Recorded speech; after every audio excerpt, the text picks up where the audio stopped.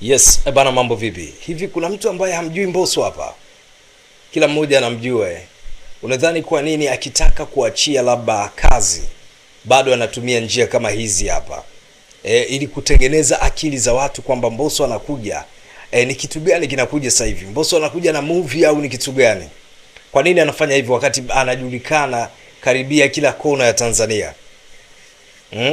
Nataka ujifunze kitu, wewe mpambanaji ambaye unapambana, unafanya biashara zako ndogo ndogo au zakati au hata kubwa. Dunia sasa hivi inahitaji sana ubunifu kwa kiwango kikubwa sana. Kuna vitu vingi ambavyo tunavifanya.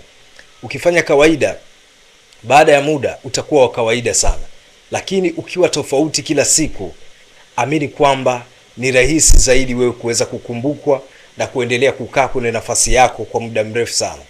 Ukizembea kwenye ubunifu dunia ya leo, amini kwamba lazima utapotea kuna kitu chochote ambacho unakifanya. Kwa hiyo nilikuwa natamani kuongea na washikaji zangu, wapambanaji wenzangu, kwamba tuwekezeni kwenye ubunifu kwa kiwango kikubwa.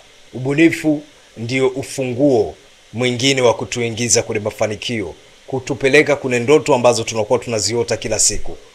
Tusiache nyuma ubunifu kwenye kitu chochote ambacho unakifanya. Jitofautishe.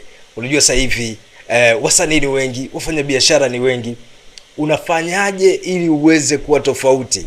Hakikisha kwamba vitu vyako vingi unavyovifanya unajitofautisha na wengine. Hiyo itakusaidia kuweza kupenya kwa washindani wako. Bana, yangu ni hayo. Tuendelee kujifunza, tuendelee kuwa wabunifu zaidi. Dunia sasa inahitaji ubunifu zaidi kuliko vitu vingine vingi. Bana,